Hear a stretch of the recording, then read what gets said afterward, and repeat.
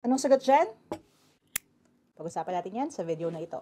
Sabi dito, angle A supplement is angle B's complement. And if angle A is 124 degrees, what is the measure of angle B? Now, there are a few things that we need to talk about dito. Number one, ano ba yung supplementary angles? And number two, ano yung complementary angles? Now, kapag supplementary angles, ang way that I teach this to my students is, ang sum nila ay 180 degrees.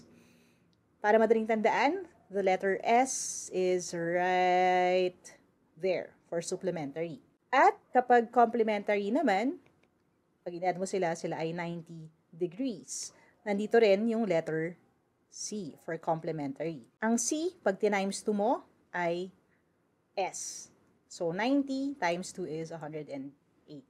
Now, bakit ito nakakatulong? Kasi dito natin makukuha yung sagot. Yung una, sabi, yung angle A daw ay supplement nung angle na hinahanap natin. Now, yung angle A na yan is 124 degrees. Now, alam natin na kapag in-add ko yung angle A and kung ano man yung angle na yan, lalabas ay 180. So, what I can do is to just subtract yung 124 sa 180, which will give me 56. At alam na natin kung ano yung angle na pinag-uusapan na yan. Now, yung next nating alam is that yung angle na yan, na alam natin ngayon ay 56 degrees, ay complement siya ng angle B.